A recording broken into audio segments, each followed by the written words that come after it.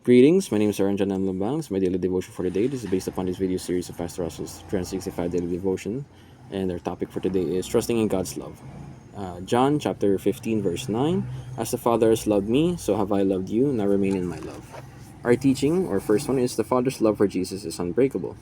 So, yung maganda dito kasi is, kailangan muna natin sa context na ito, na if Jesus loves us the same way God the Father loves Jesus, we have to understand how much does God the Father love Jesus. In that sense, it's as unfathomable. Infinite, the great depth, great intensity, unmeasurable, everything's unmeasurable.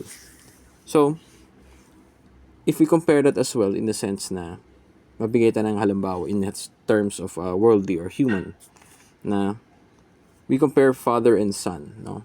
Sipan natin nagana ko sa mga tao yung tatay, siguro mamamatay tao, nananakit, possibly murderer, kung ano pa man yan, nagnanakaw. Pag ginulo mo yung anak nun, inapi mo yung anak nun, definitely maglalaban yung tatay na yun for his son, kasi kahit mamamatay tao man yun, masamang tao yan, marunong yan magmahal para sa kanyang anak, no? He knows how to love their own child, their own children. In that sense, masamang tao na yun. So what more pa kaya yung mabuting perpektong Diyos natin, no? So ano pa kaya ang Panginoon? So keep in mind that the standard of love that Jesus has for us is at the same level and standard and beauty and infinite level as God the Father loves God the Son.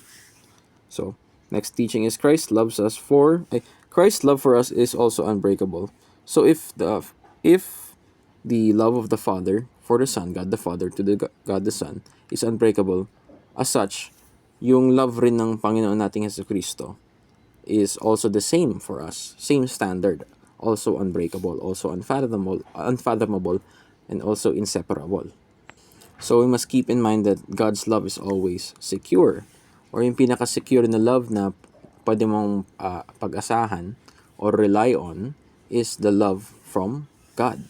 In that sense, kung may mahal kang tao na iba, pwedeng jowa, friend, kung ano man yun, there is a chance na yung love nila is not, or rather, their love is not unconditional. Their love cannot compare to God.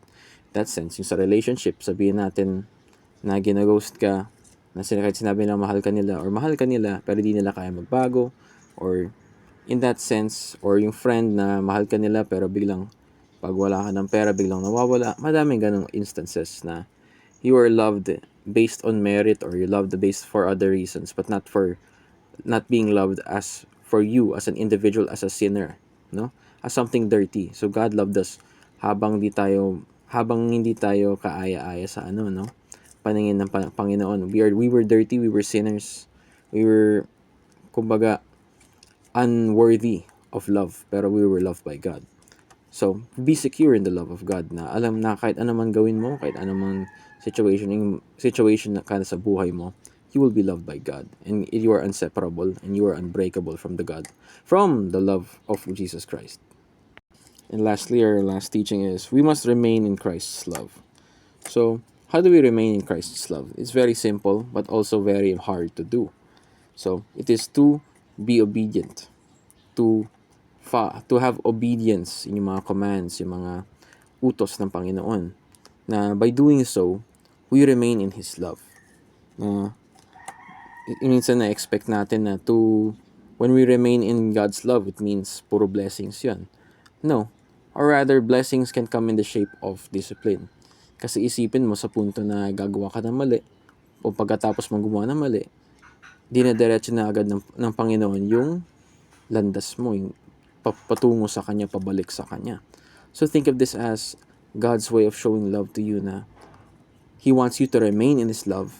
And even if gumawa ka ng mali, He's disciplining you to come back, to return. Hindi ka iniiwanan. You are inseparable. You are unbreakable. And at the end of the day, gusto kanyang bumalik. No? And lastly, our discussion is, how can we practically remain in Christ's love? So, madalas in this world, yung may mga practical needs tayo when it comes to remaining in God's love. So, yung mga practical actions we can do is simply following God's commands in doing what's right according to the Bible. Yun yung pinaka-practical. So, ano yung mga nasa isip muna natin? Definitely mga 10 commandments. So, no adultery, simple as that. No killing, simple as that. Honor your mother and father, simple as that. Do not worship any idols and only worship God, simple as that. Yung mga sa gantong pagkakataon na sitwasyon, yung pinaka-practical na paraan is maging mabuting tao na ayon sa Biblia.